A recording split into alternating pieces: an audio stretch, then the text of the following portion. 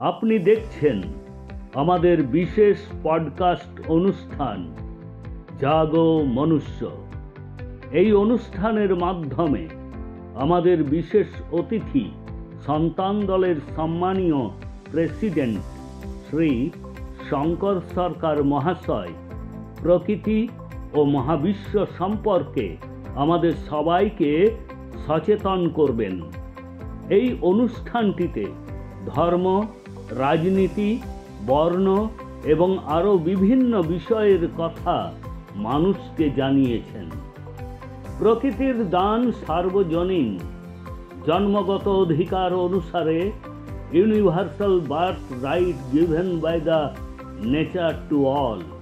এই প্রকৃতির সমস্ত সম্পদের উপর সকলের সমান অধিকার পাওয়া উচিত।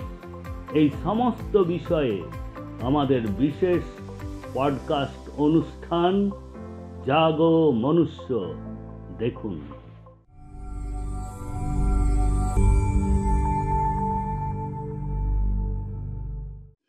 রাম নারায়ণ রাম। বিবেক কি? বিবেক শরীরের অভ্যন্তরে কোথায় থাকে?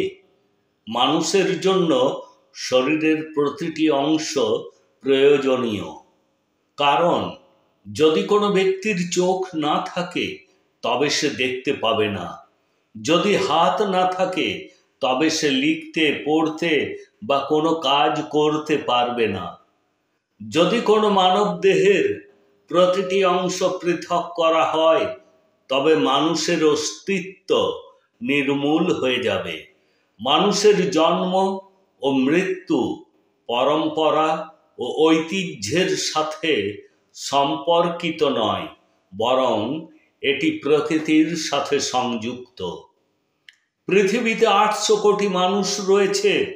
এর মধ্যে 1,500 জন মানুষ ধনী, বাকি লোকেরা দরিদ্র। কেন এটা হবে? পৃথিবীতে বসবাসকারী প্রতিটি ব্যক্তি সমান সূর্যের আলো পান, বায়ু, জল পান।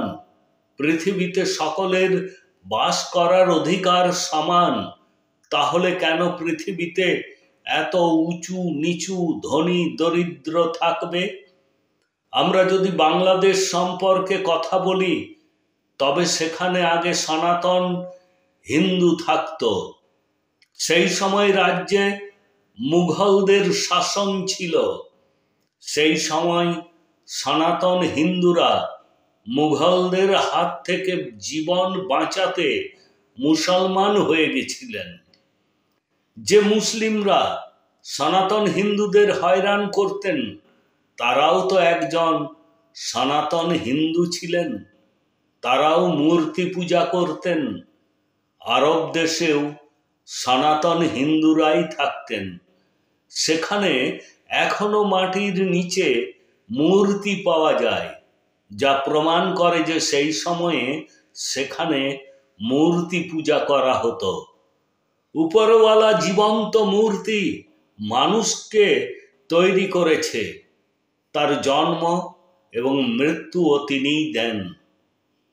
পৃথিবীতে অনেক খারাপ কাজ হয়, তা কি ঈশ্বর আল্লাহ গডের কাছে দৃশ্যমান নয়? ঈশ্বর আল্লাহ গড তা যদি মেটাতে না পারেন তবে লোকেরা কেন তাদের মনে রাখে? আল্লাহ থাকতে এতগুলি ধর্ম কোথা থেকে এলো? যদি তা সত্য হতো তবে এই সমস্ত ধর্মের সৃষ্টি হতো না।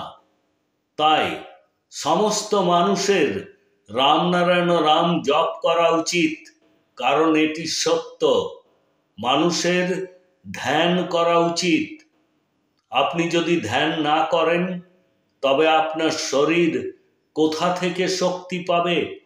আপনার শরীরের মধ্যে 50,000 কোটি আত্মা রয়েছে। তারা কি খাবে? তাদের খাবার তো শুধুমাত্র শক্তি। সুতরাং আপনাকে ধ্যান করতে হবে। যখন কোনো মানুষ পৃথিবীতে জন্মগ্রহণ করেন তখন তিনি কোনো ধর্মের গ্রন্থ সাথে নিয়ে পৃথিবীতে আসেননি। তিনি বিভিন্ন ধর্মের নাম নিয়ে জন্ম নেন। সকলেই কাঁদতে কাঁদতে পৃথিবীতে এসেছেন। পৃথিবীতে ব্যক্তি মালিকানা থাকা উচিত নয়। প্রত্যেক মানুষের রাম নারায়ণ রাম জপ করা উচিত এবং ধ্যান করা উচিত।